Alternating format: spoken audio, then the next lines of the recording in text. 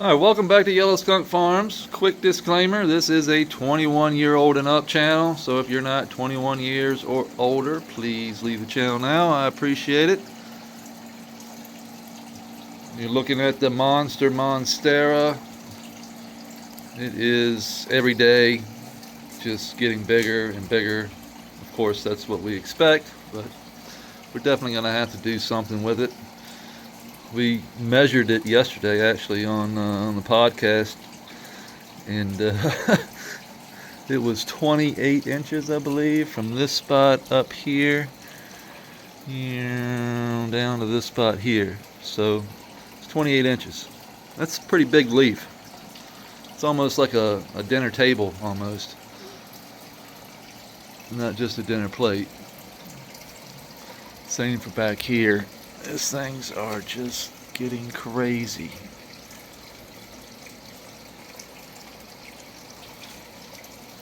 This is the newest one. But enough of the monstera. Let's check out Pooter and Scooter. What's up, guys? I know you're hungry. What's up, Coot? Fish pond looks really good. Probably need to add a little bit of water. We haven't added water in about a week. The dehu water has been topping it off pretty nicely. So the dehu sits back there and runs the hose. See the hose coming out, runs it back to the top of the creek here, dripping down into the creek, where the creek runs through the garden, feeding our plants, watering the soil. And if you've been following along, you know all about the horizontal soil system. We are building a new pond garden over here, and this is how it's set up. Basically, this is the E horizon. So we've got the red clay, which is the separator.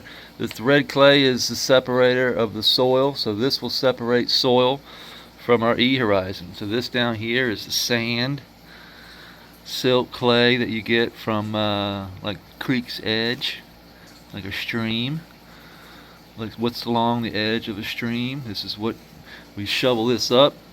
We compost it. So basically we just lay it out in the sun and let the sun compost this. Because when we bring it up, you know, it smells like a swamp. It's really dirty, it's wet, it's anaerobic, but once the sun cooks all that out, we'll shovel it back up. We remove the organic matter, or most of the organic matter from it, by putting it in a wheelbarrow and then kind of panning out the organic matter, leaving us with just the sand and the silt. No organic matter, or very little. The organic matter is what goes anaerobic, basically. So we don't want organic matter down in the lower E horizon, because once we get down into the lower E horizon, there is no organic matter. All that organic matter is turned to sand, silt, and clay. So down here in this E horizon, there is no organic matter. Then we lay the clay, which there is organic matter trapped in the clay. About an inch layer of that on top of this, and then soil on top of the clay. This will separate the soil from the E horizon, where all the water will be stored. So the water will hit here, slowly seep through the clay, down into the E horizon, where it will be wicked up by the clay in the soil. This clay will eventually turn into a nice, like, organic rich soil, but it will also create that barrier for to separate the soil from the water. So we'll bring these walls, side walls, up. This would be the bottom of the creek here. We'll bring some the cobblestones here. We'll place on the edges. Build the wall up. Concrete in. Build the wall up. Concrete all this in, creating that water channel. And that's how we do that. Then the sand and the silt goes in the center of the creek, and we bring that up over the creek wall into the soil pockets where that water will wick out and wick into the soil bed just like it does over here. And then we'll start to get grass. Once the grass starts to take over, the roots start to grow down in here into the creek, and this is what cleans our water for us. These roots are using that nitrate and ammonia and all that fish poo and stuff to live off of, basically. This is where they're getting their nutrients. All we have to do is maintain, basically. Steward the grass, cut the grass, make sure the plants stay nice and thinned out so the air can flow. We make sure that we got the algae, so the algae builds up in the creek. You can see our shrimp right here. See the shrimp? Those are cherry shrimp. Tons of cherry shrimp in here. So what I'll do though is sometimes this algae will get built up. I'll just come in here and grab some of it, throw it in our soil. And this is going to feed the microbiology. It's going to feed the plants. It's going to do all the things that we want it to do, while also cleaning the creek. And this algae will catch that fish poo. It's like a filter. And then it's just simply about putting this stuff down in here and letting the biology do its thing. The worms and the critters, all that stuff just love the algae. The isopods. So we just come in here and pull some of it out. Easy peasy. Today is our first day of flower. I don't know if I mentioned that. So we flipped the flower, we erased the board. So we went 33 days of veg, plus another 11 days from seed. So you're looking at 42, 43 days from seed. These are regular phenos. We just had them sex tested and picked the females out of the males. And so today we're day 1. We changed the lights, so we added in some red. We were at 150 0 0. We went to 40 30 20 at 50%, adding in some red. So you can see the red and the Grandmasters, the little red diodes that are on now. And that is going to give us the stretch effect. It's giving us that red in there. We're going to see these plants start to stretch. We lowered the light cycle down to 12 hours. We were at 18.6. Now we're at 12.12. So we'll be coming on at 6 a.m. and going off at 6 p.m.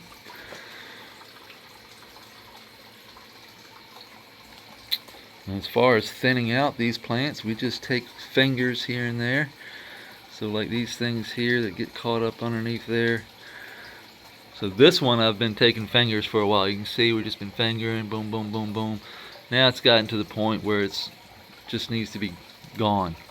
So we'll just come down here and I'll just pull down and back up. And that's it. That's going to open up this light hole for this here. And then from here we might take this finger here on the next couple of days. As this grows, this will grow on up now that it's getting a lot more light. So this finger here can go. So I'll just take this finger, and that opens up that hole while leaving all of this. So now that bud site is going to get a lot of more light than say this one over here would be getting. See, and then you cover that up and it's not getting the light. But if I were to take that leaf, or finger, so to speak, now that light hole is opened up. We can get this one here. This is the other side. Just tuck it under a little bit. We don't need to take that one right now. That's all I'm going to do today because I took a lot yesterday. So a little a day will keep the harm away. That's what I like to say. You know what I mean?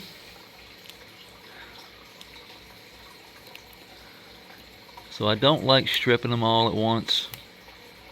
A lot of people do that. It's just something I don't do. Be my guest. You can go ahead and do whatever you've been doing. Doesn't matter. This is what I do. You can try it out for yourself or not. It does not matter to me. I know it works, especially in my environment in here. I need that airflow through there, but I also want the solar panel. It keeps the plants nice and short, stocky, but also allows those lower branches to come on up, you know, to where there can be good bud sites.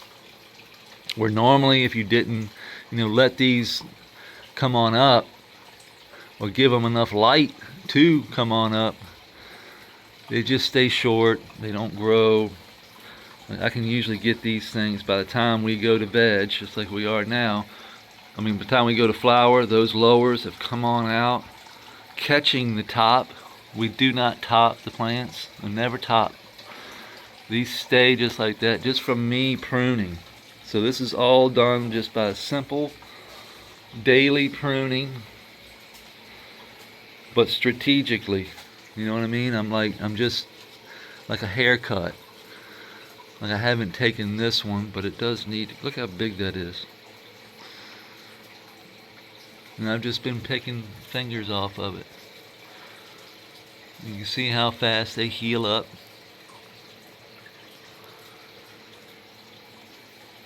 And that's how I get them ready to go to flower. I'm just, see how I fingered that, opening up that light hole, but I'm leaving the leaf to draw that, to do that photosynthesizing, so to speak. You know what I mean?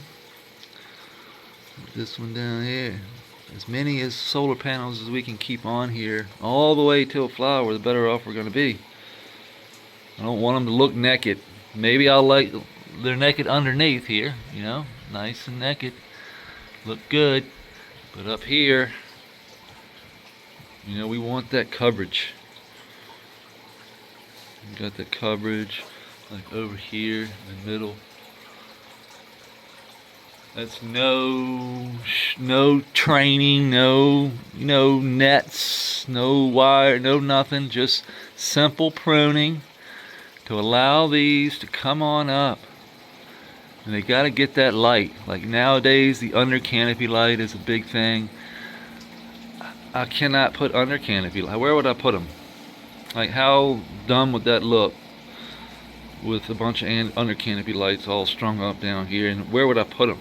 Like how would I get them? It wouldn't make any sense. So how do I get light down into these lowers? And that's as simple as just pruning.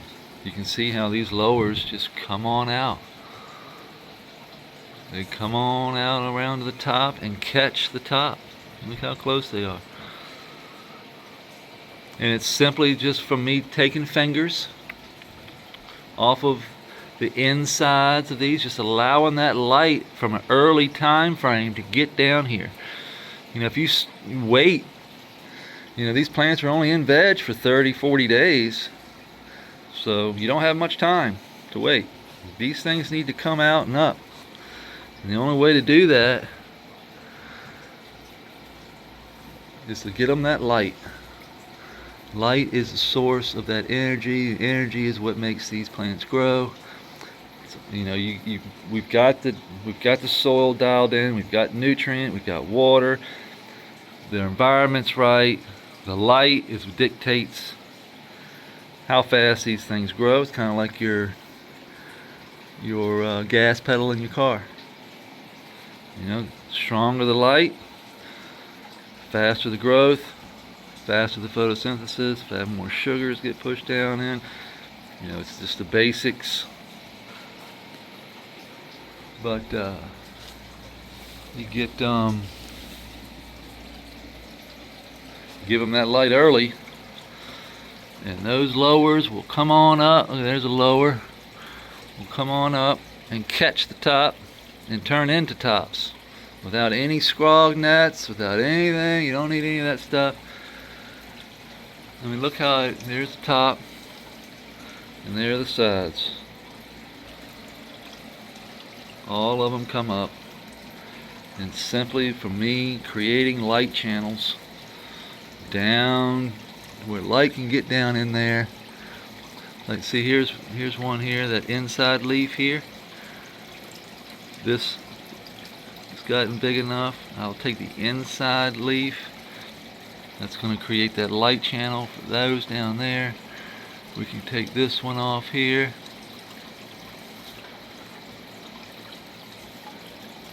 Creating that light channel, air channel, light channel, all those channels. We want that stuff to flow. Like this, especially the top ones. These top ones are important because that's where the light's coming from. So if we don't take the ones off the top, nothing's getting down in the bottom. You can almost see the bud sites where I have fingered. You know what I mean? And these plants love it. They love to be fingered. They like a good plucking. You know what I mean? They seem to come back stronger every time I give them a little stress. They're like, ooh, it's kind of like going to the gym, you know? A little stress, but you don't want too much. You don't want to wear yourself out. But you do want that stress to produce those secondary metabolites, which are going to produce terpenes. Smells. I could definitely smell the OG in this, and I can smell the, I won't say it's raspberry, but it's definitely a sweetness.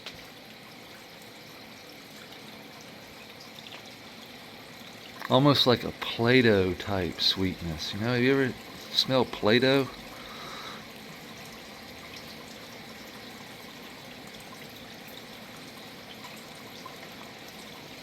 This is my favorite part. When we flip the flower, like a week from now, when I come in here and just, you know, I'm always taking leaves, so I get to crunch them up and smell them. You can really tell the difference, the tackiness of them as they start to produce the terpenes. The smell starts to change. She starts to show her true colors. And that's the fun part for me. Look at these over here. It's down there. It needs to come out. That big ass honker right there, not getting any light. These up here need to be thinned. I just can't do it with one hand because I gotta lean over here. But you can see how they're overlapping. And we can take those fingers there. This one over here is just crazy. Both of these are raspberry deadheads. Raspberry deadhead, raspberry deadhead, all three of those raspberry deadhead. This is Orangeline from, those are raspberry deadheads are from Luna Whitcomb. And then the Orangeline is from OK Calyx. Kevin over at OK Calyx. This one was actually the best one out of all 6 seeds I planted. She stayed short and stocky for a long time. It took her a while to get going, but now that she's going, she took off. And looking good. This is lunar cheese. Lunar cheese from Luna Whitcomb, and this one over here is a lunar cheese from Luna.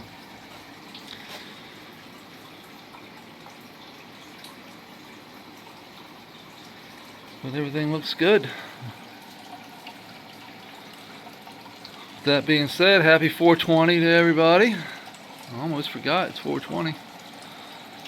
So, enjoy your 420, and we'll see you tomorrow. Peace.